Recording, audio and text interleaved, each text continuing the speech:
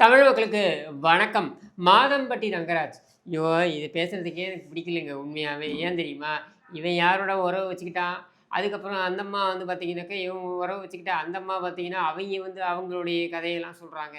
அப்புறம் இவன் வந்து எப்படியெல்லாம் ரொமான்ஸ் எல்லாம் பண்ணான் அப்படின்றதெல்லாம் நமக்கு வந்து வெளிய விடுறாங்க. அதெல்லாம் நமக்கு தேவையில்லாத விஷயம்னு வச்சுக்கோங்க. யார் யாருடன் உறவு வச்சுக்கிட்டா நமக்கு என்ன? நமக்கு அது பிரச்சனை கிடையாது. ஆனால் மாதம்பட்டி ரங்கராஜ் சம்பந்தப்பட்ட ஒரு விவகாரம் இன்றைக்கு புதிதாக வந்திருக்கிறது. அப்படின்றதுனால தான் இது பேசுவதற்கு நாம் தள்ளப்பட்டிருக்கிறோம். அது என்ன அப்படின்னாக்க, தமிழ்நாடு ஹவுஸ் அப்படின்னு சொல்லிட்டு. அதாவது நம்முடைய மாநிலத்திலிருந்து செல்லக்கூடியவர்கள் டெல்லிக்கு போறாங்க அப்படின்னா, அங்க தங்குவதற்கு எம்பி, எம்எல்ஏ ஏன் முதலமைச்சரே எடுத்துப்போமே, தமிழ்நாடு ஹவுஸ் அப்படின்ற ஒரு பில்டிங் அங்க நமக்குன்னு ஒதுக்கியிருப்பாங்க இடம். அதில கட்டப்பட்டிருக்கின்ற தமிழ்நாடு ஹவுஸ். உதாரணத்துக்கு பார்த்தீங்கன்னாக்கா, ஹைதராபாத் ஹவுஸ் அப்படின்னு இருக்கு. இந்த ஹைதராபாத் ஹவுஸ் பார்த்தீங்கன்னாக்கா, சந்திரபாபு நாயுடு காலகட்டத்தில அது மிகப்பெரிய அளவில கட்டப்பட்டது. அதாவது ஒரு 7 ஸ்டார் ஹோட்டல் மாரி கட்டப்பட்டது. இன்னும் சொல்லணும்னாக்கா, மிகப்பெரிய தலைவர்கள், உலகத் தலைவர்கள் வரும்பொழுதெல்லாம் அவர்களுக்கான விருந்து படைக்கிறாங்க இல்லையா? அதெல்லாம் கூட பிரதமரே வந்து அங்கு தான் வந்து கண்டக்ட் பண்ணுவாங்கன்ற அளவுக்கு ஹைதராபாத் ஹவுஸ் இருக்கு. அதே மாரி தமிழ்நாடு ஹவுஸ் எடுத்துக்கிட்டீங்கன்னாக்க, அது மிகப்பெரிய ஒரு பாரம்பரியம் கொண்டது, ஒரு வரலாறு கொண்டது. நெறைய தலைவர்கள் அங்க இருந்து, அங்க தங்கி அரசியல் செய்திருக்கிறார்கள் அப்படின்ற நிலையில. இந்த தமிழ்நாடு ஹவுஸ் கேன்டீன் உடைய கான்ட்ராக்ட்டை வந்து நம்ம மாதம்பட்டி ரங்கராஜுக்கு வழங்கி இருக்கிறார்கள் அப்படின்ற ஒரு புகாரை ஒருவர் நீதிமன்றம் வரைக்கும் கொண்டு சென்றிருக்கிறார். கொண்டு செல்லவிருக்கிறார் அப்படின்றது தான் தகவல். இந்த புகார் என்ன சொல்லுது அப்படின்னு பார்த்தீங்கன்னாக்க, மாதம்பட்டி ரங்கராஜுக்கு அந்த அனுபவம் கிடையாது. அதாவது இத்தனை ஆண்டுகள் சமையல் துறையில் அனுபவம் கொண்டிருப்பவர்களுக்கு தான் அந்த கான்ட்ராக்ட் வழங்கப்பட வேண்டும் என்று இருக்கின்ற சூழல்ல, இவருக்கு அது எல்லாத்தையும் வந்து கண்டுக்காம இந்த கான்ட்ராக்ட் வழங்கப்பட்டிருக்கிறது அப்படின்னு சொல்லிட்டு. யார் வழங்கியிருப்பாங்கன்றத நான் சொல்லி தெரிய வேண்டிய அவசியம் கிடையாது. நம்ம தமிழ்நாட்டை பொறுத்தவரைக்கும் எடுத்துக்கிட்டிங்கனாக்கா, பிக் பாக்கெட்லேருந்து சீரியல் ரேபிஸ்ட் வரைக்கும் அனைவருக்குமான புகலிடம் அப்படின்னா, அது எந்த இடம்னா, திராவிட முன்னேற்றக் கழகம் தான். அந்த வகையில திமுகல இருக்கக்கூடிய பெரும் புள்ளிகளுடன் தொடர்பு கொண்டு மாதம்பட்டி ரங்கராஜுக்கு இந்த சலுகை வழங்கப்பட்டிருக்கிறது. நிற்க. இப்ப நீங்க ஒரு விஷயத்தை புரிந்து கொள்ளலாம். என்ன அப்படின்னா, ஒரு பெண்மணி தான் கர்ப்பமுற்றதாக காவல்துறையில் சென்று நிறைமாத கர்ப்பிணியாக ஒரு புகாரை கொடுக்கிறார். அந்த புகார்ல என்ன சொல்லப்படுகிறது என்றால், மாதம்பட்டி ரங்கராஜ் என்ற நபர்தான் என்னுடைய கருவிற்கு காரணம். என்னுடைய குழந்தைக்கு காரணம் அவர்தான். அவர்தான் அதன் தந்தை என்று அவர் பதிவு செய்கிறார். இந்த மாரியான ஒரு சீரியஸ் குற்றச்சாட்டு. ஏனென்றால் மாதம்பட்டி ரங்கராஜுக்கு ஏற்கனவே திருமணம் ஆகியிருக்கிறது. அவருக்கு 2 குழந்தைகளும் இருக்கிறார்கள். மனைவியும் இருக்கிறார் என்கிற சூழல்ல, அவர் திருமணம் கடந்த உறவு என்று இன்னொரு பெண்ணுடன் வைத்தது சட்டப்படி செல்லுமா? செல்லாதா? அப்படின்ற ஒரு அ டிபேட். என்னை பொறுத்தவரைக்கும் அது சட்டப்படி அதில என்ன சொல்ல முடியும்? இருவர் பொது இசைவுடன் உறவு கொள்கிறார்கள்னா, அது என்னன்னு சொல்லுவீங்க. ஆனால் அந்த பெண், இவர் தன்னுடன் உறவு கொண்டு குழந்தைக்கு காரணமாக இருக்கிறார் என்று சொல்லும் பொழுது, அந்த குழந்தைக்கு சட்ட ரீதியாக யார் தந்தை? அப்படின்ற கேள்வி வருது. 2வது, அந்த பெண் அதோட நிறுத்தல. இன்னொரு குற்றச்சாட்டையும் வைக்கிறார். அது என்ன அப்படின்னாக்கா, மாதம்பட்டி ரங்கராஜ் தன்னை தாக்கியதாக புகார் கொடுக்கிறார். இந்த புகார் வந்து சட்டப்படி அது சட்டமீறல் அப்படின்ற நிலையில அவர் அழைத்து விசாரிக்கப்பட்டிருக்க வேண்டும். ஆனால் அவர் அழைத்து விசாரிக்கப்படவில்லை.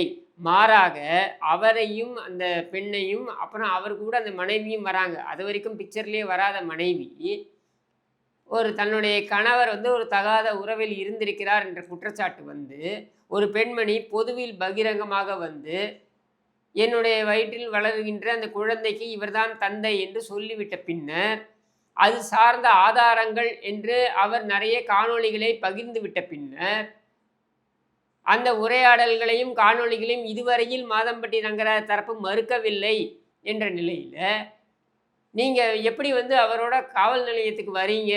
இவர் செய்திருப்பது ஒரு குற்றச்செயல் அப்படின்றது கூட தெரியாதா? அந்த பெண் கர்ப்பமுற்றது குற்றச்செயல்ன்னு நான் சொல்ல வரல. ஆனால் அவரை தாக்கியதாக சொல்வது குற்றச்செயல் இல்லையா? அதற்கு இதுவரையில் எந்த மறுப்பும் தெரிவிக்காத நிலையில, நீங்க எப்படி வரீங்க அவர் கூட விசாரணைக்கு? அப்படின்ற கேள்விய முன்வைக்கலாம். இது என்ன தெரியுமா? 3 கேரக்டர்ஸு. 1 கோல்டு டிகர்ன்னு சொல்லுவோம். அதாவது ஒருவர் ஒரு முக்கியமான ஒரு பொறுப்பில் இருக்கிறார் அல்லது சமுதாயத்தில் முக்கியமான ஒரு அந்தஸ்தில் இருக்கிறார் என்றால், அவரிடம் என்ன சுரண்டலாம் என்று அவருடன் உறவு கொள்வது, அதாவது அவர் ஏற்கனவே திருமணம் ஆகியிருக்கிறார் என்று தெரிந்தும் உறவு கொள்வது, இது கோல்டு டிகர் என்ற கேட்டகரி. யாருன்னா ஜாய் கிறிஸ்டில்டாவா அந்த பொண்ணு. அடுத்து யாரிடமெல்லாம் சென்றால் நம்ம உரசலாம், நம்ம அரிப்பை தீர்த்து கொள்ளலாம் என்று அலைகின்ற கேட்டகரி. இது யாருன்னா மாதம்பட்டி ரங்கராஜ். ஏனென்றால் நமக்கு வரக்கூடிய தகவல் மாதம்பட்டி ரங்கராஜ் இந்த பெண் மட்டும் கிடையாது, நிறைய பெண்ணுடன் தொடர்பில் இருந்தான்ட்டு. அது பல் இருக்கிறவன் பக்கோடா தின்றான் அப்படின்ற கதையில் அது போயிடும். ஆனால் இதே மாதிரி அவர்களெல்லாம் தாக்கி இருக்கிறாரா, இதே மாதிரி அவர்களையெல்லாம் கர்ப்பமாக்கி இருக்கிறாரா அப்படின்றதெல்லாம் வந்து விசாரணையெல்லாம் தெரிய வரும். அதுக்குள்ளே நான் போக விரும்பலை, அது புகார்னு வரும்போது பார்த்துக்கலாம். மூன்றாவது கேரக்டர் யார் தெரியுமா? தன்னுடைய கணவர் தவறு செய்திருக்கிறார், இன்னொரு பெண்ணுடன் தகாத உறவில் இருந்ததோடு அல்லாமல் அவரை தாக்கியும் இருக்கிறார்னு தெரிந்தும் அவருக்கு உறுதுணையாக வந்து நிற்பதுன்றது அயோக்கியத்தனம். அப்போ இந்த 3 பேருமே சமுதாயத்தில் அயோக்கியர்களாக பார்க்கப்பட வேண்டியவர்கள் உள்ளபடியே. ஆனால் அதை கடந்து இவர்கள் மீது காவல்துறை, இவர்கள் மீதுனா இதில் முக்கியமாக மாதம்பட்டி ரங்கராஜ் மீது காவல்துறை ஏன் நடவடிக்கை எடுக்கவில்லை என்றால் பெரிய இடத்து தொடர்பு. அப்போ பெரிய இடத்து தொடர்பில் இருந்தால் இர்ஃபான் நம்ம எல்லாருக்குமே தெரியும், யூடியூபர். அவர் வந்து ஒரு நபரை கார் ஏற்றி கொன்றாலும் கூட அவர் தப்ப வைக்கப்படுவார். ஏனென்றால் அவருக்கு பெரிய இடத்தில் தொடர்புகள் இருக்கிறது. திமுக கொடியை வைத்து கொண்டு ஒரு 2 பெண்களை வந்து துரத்தி போனாங்க பார்த்தீங்களா அந்த ஈசிஆரில், அவங்களும் தப்ப வைக்கப்படுவார்கள். இதுக்கெல்லாம் முக்கியமாக மேலே நம்ம ஞானசேகரன் சார் நம்ம யாரும் மறந்துட முடியாது தெரியுமா? அந்த ஞானசேகரன் சார் அவர் பார்த்தீங்கன்னாக்கா திமுக கொடி பொருத்திய காரில் தான் அத்தனை அட்டூழியங்களும் மேற்கொண்டார் அப்படின்றது நமக்கு தெரிய வருகிறது. அது மட்டும் இல்லாமல் அவருக்கு பல பெரிய இடத்து தொடர்புகளும் இருந்தது. அவர் வீட்டிற்கே சென்று அவன் வீட்டுக்கே சென்று உணவு இருந்தும் அளவிற்கு இங்கே செல்வாக்கோடு இருந்தான் அப்படின்றது நமக்கு தெரிய வருகிறது. இதில் என்னன்னா அவனை அந்த விவகாரத்தில் கைது பண்ணதுக்கப்புறம் காவல்துறையே வந்து சொல்கிறது வழிப்புரியில் 15க்கும் மேற்பட்ட வழிப்புரி கொள்ளை வழக்குகளில் அவன் சம்மந்தப்பட்டிருக்கான் அப்படின்னு சொல்லிட்டு. அப்போ இது வரைக்கும் காவல்துறை கண்டுக்காமல் இருந்ததுக்கு காரணம் அவனுடைய வாகனத்தில் பொருத்தப்பட்டிருந்த திமுக கொடியா?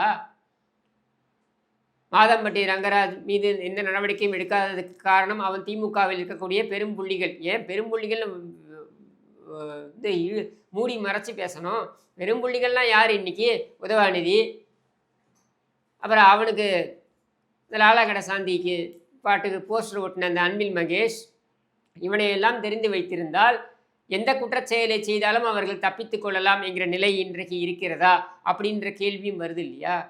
பிரதமர் வரைக்கும் எப்படி இவங்களெல்லாம் வந்து ஸ்கேன் பண்ணாமல் அலோவ் பண்ணாங்கன்னு எனக்கு தெரியல. இவங்களுடைய வரலாறுலாம் தெரிந்து கொள்ளாமல் அனுமதிச்சாங்கன்னு தெரியல. பிரதமர் வரைக்கும் ஒருத்தன் திடீர்னு குக்வித் கோமாளி போன்ற ஒரு முட்டாள்தனமான ஒரு நிகழ்ச்சியில் வந்து பங்கேற்பானாம். அதுலேயே அவனுக்கு வந்து ஒரு பில்டப் கொடுப்பாங்களாம். அவனுடைய சமையல் பார்த்தீங்கன்னாக்கா இது வரைக்கும் அவனுடைய சமையலை உண்டவர்களில் பெரும்பான்மையானவர்கள் சொல்லக்கூடியது என்னன்னாக்கா அவன் வந்து சுமாராக சமைக்கிறான், அவ்வளோதான், ஒன்றும் பெரிய அப்படியே சமையல் நிபுணர்லாம் கிடையாது அப்படின்ட்டு. அப்போ பில்டப்லேயே காலத்தை ஓட்டியிருக்காங்க. இந்த ஏஜ் ஜென்ஸி அப்படின்னு சொல்கிறாங்க இல்லையா, அந்த மாதிரி இந்த ஏஜை பில்டப் காலம்னு நம்ம சொன்னால் பொருத்தமாக இருக்கும்னு நினைக்கிறேன். ஏன்னா சோஷியல் மீடியாவில் ஒருத்தரை பிரபலமாக்கி விட்டாலேயே அவருக்கு பின்தொடர்ந்து பார்த்தீங்கன்னாக்கா மிகப்பெரிய அளவில் ஒரு கூட்டம் வந்துடும். அந்த கூட்டத்தில் இருக்கக்கூடிய நபர்களை வல்னரபிள்னு சொல்லுவோம் ஆங்கிலத்தில். அந்த கூட்டத்தில் இருக்கக்கூடிய ஒரு சில நபர்களை எப்படி வேண்டுமானாலும் முறைகேடாக பயன்படுத்துகிறார்கள். சமீபத்தில் பார்த்தோம், வேடன் அப்படின்னு சொல்லி ஒரு பாடகர். அந்த பாடகர் மிக பிரபலமானார் திடீரென்று. அந்த பாடகர் பற்றி ஆஹா ஓஹோ என்று ஸ்லாகித்து திருமாவளவன் முதற்கொண்டு எல்லோரும் ஸ்லாகித்து பேசி கொண்டிருந்த அதே நேரத்தில் பார்த்தீங்கன்னா அவன் சம்பந்தப்பட்ட பாலியல் குற்றச்சாட்டுகள் அது சம்மந்தப்பட்டு கைதும் செய்யப்பட்டான் அப்படின்றத நம்ம பார்க்குறோம். அதாவது ரசிகையாக வந்த பெண்களை அவன் தவறாக பயன்படுத்தி இருக்கிறான் அப்படின்றதையும் நம்ம பார்க்குறோம். இது இங்கே மட்டும் இல்லைங்க, இன்னொரு தவறான முன்னுதாரணம் நடைபெற்று வருகிறது. அதுவும் நம்ம வந்து பார்க்குறோம், விவாத பொருளாகவும் ஆகியிருக்க வேண்டும். அது என்னென்னா, இந்த சமீப நாட்களாக காலேஜுகளில் பார்த்திங்கனாக்க திரைப்பட நிகழ்ச்சிகளை நடத்துவது, அதுக்கப்புறம் அந்த காலேஜுகளில் பார்த்திங்கனாக்க இந்த யூடியூப் பிரபலங்கள் என்று இருக்கக்கூடியவர்களை அழைப்பது, இன்ஸ்டாகிராம் பிரபலங்கள் என்று இருப்பவர்களை அழைப்பது அப்படின்றத ஒரு வழக்கமாக ஆரம்பித்து வைத்திருக்கிறார்கள். இதில் வந்து விழக்கூடிய ரசிகர்கள் ரசிகைகள் என்ற பேரில் இருக்கக்கூடியவர்களை எந்த விதத்தில் கூட மிஸ்யூஸ் பண்ணலாம். ஏன்னா இவங்கெல்லாம் வந்து இளைஞர்கள். வெளி உலகம் அதிகம் தெரியாதவர்கள்.